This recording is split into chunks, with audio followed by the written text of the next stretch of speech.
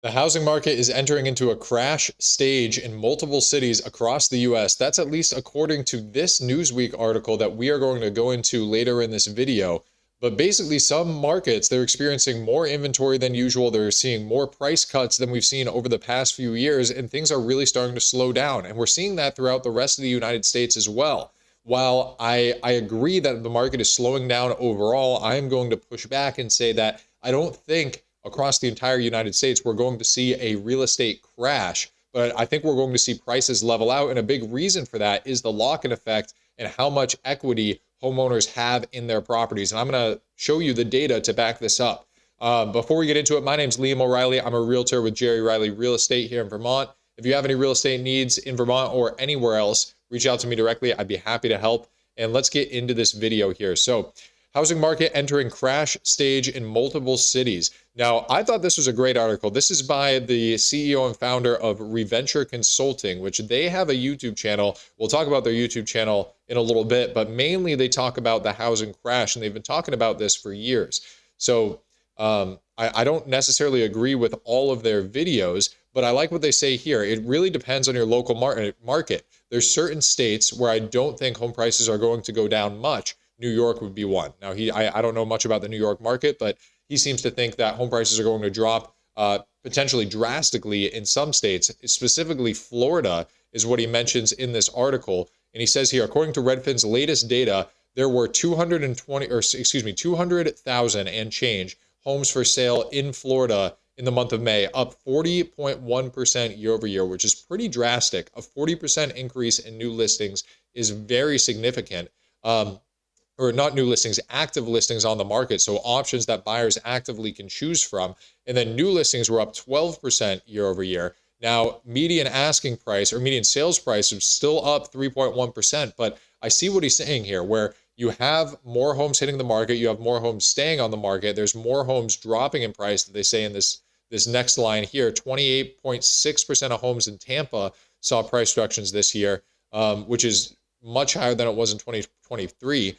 So I see what he's saying, where there's more listings on the market, there's less people putting homes under contract. And so that's a recipe for a crash. And, you know, he may be right. He may be right. The Florida housing market is oversaturated with listings right now. But I think the big thing that we have to focus on is it's not coming from the seller side. It's not coming from people who are being foreclosed on, who need to sell. If we think back to the 2008 crisis, we had way too much inventory, and there weren't enough buyers out there to swallow up all the inventory. And then when the economy started doing bad, where they tightened up on mortgages and people all of a sudden couldn't get loans for these properties, and then people started defaulting on those loans, we saw inventory flood the market, which caused home prices to decrease throughout the entire country. That's not the environment that we're in right now. We have almost no inventory, although it's been ticking up slightly over the past few months. We're still very low when it comes to historical standards for inventory across the United States.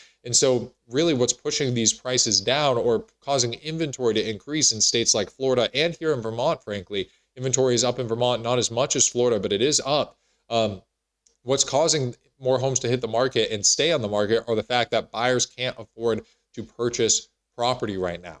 And now why I think we're not going to see a drastic housing market crash is because people won't be able to give up their low mortgage rates, right? When we think about this, most people have a mortgage rate that's under 6%. And right now, mortgage rates are at 6.5% at best over the past few weeks, if not higher. Most people are getting mortgages at around 7 or 7.5%, depending on your credit score. So if you have a mortgage that's below 6%, which most people do, and we see that in this article here, nearly 89% of U.S. homeowners with mortgages have interest rates under 6%. 90% of people who own homes have mortgages under 6%. And most of those people have mortgages under 4%. 60% right here, down where my cursor is, 59.5% have a rate below 4%. Now, that's, you know, it could be at 4% or it's 3.5%, somewhere in that range. And when we take a look at the situation that these homeowners are in, we're going to use this simple mortgage loan calculator to calculate the principal and interest.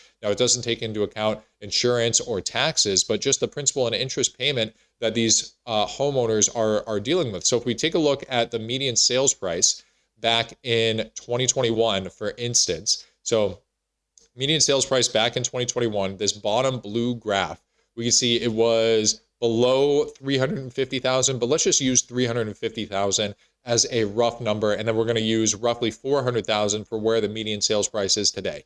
So if you bought the median priced home, right, the median home across America, which is the same median home that's now priced at 400,000. If you bought that for 350,000 in 2021, right, maybe you overpaid for it back then, it was a hot market, and you bought it at a 4% interest rate, which was high for back then, you would be paying $1,671 in just your principal and interest payment each month. And so if you were to try to rebuy that exact same property that you're living in now at a $400,000 price point, because that's what it's worth now, it's worth $400,000, not $350,000, and you were to get today's mortgage rate, which is 7%, not 4%, you're paying almost $1,000 more per month just to buy the exact same property. And now most Americans can't afford to do this. Most people who have bought their homes over the past few years or refinanced into lower mortgages can't afford to sell their home and buy back the exact same place that they're living in. It's just home prices are too expensive, inventory is too low, and interest rates are too high. And that's what's keeping so many people in their properties right now. And now a lot of people say, well, yes, but with unemployment rising and people burning through their savings, with inflation being high, they're going to start defaulting on their loans. And I would say, I'll push back on that again and say, when you think back to 2008 with the foreclosure crisis that took place across the country, people were overextended, right? They were getting mortgages with no income, no credit loans, they called it, ninja loans. Nowadays, underwriting is much more strict, where people are well qualified for these loans. And even if they lose their job, a $1,600 monthly payment is doable for people to make, and they're going to do everything they can to hold on to that monthly payment. They're going to start working at DoorDash, they'll start Ubering, they'll pick up jobs as servers, as waiters, and they'll do whatever they can to keep that 4% mortgage, because their only option is to sell their home if they can't make that payment, and either rent, which rents have gone up significantly. I know around here in the Burlington area, it's tough to get a 2-bedroom rental for under $2,000 a month.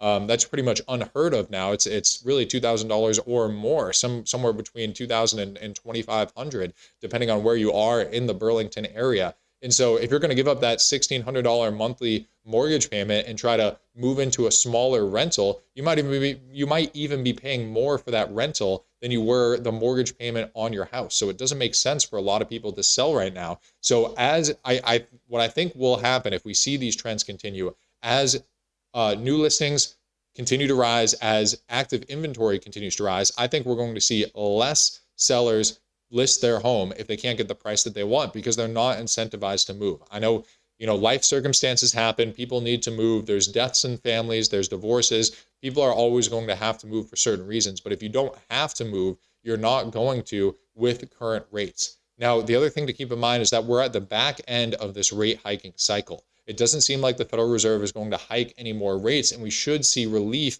on interest rates moving into 2025. Now, if that happens, that is going to put upward pressure on the housing market. More people are going to be able to afford to buy those 200,000 homes that hit the market in Florida, or that are currently on the market in Florida. And it's going to eat up some of that inventory and bring more stability to the market. Overall, I think this is a good thing. I think we need more inventory. The fact that Florida, particularly, as they pointed out in that Newsweek article, has more homes on the market than in years past, is a good thing. We need more inventory to help balance out the market. But if rates start to come down, we could see that inventory go away as fast as we saw it accumulate as more buyers jump into the housing market. So anyway, I hope you guys enjoyed the video. Leave me a comment. Let me know what you think. Thank you so much for watching, and I'll see you in the next video.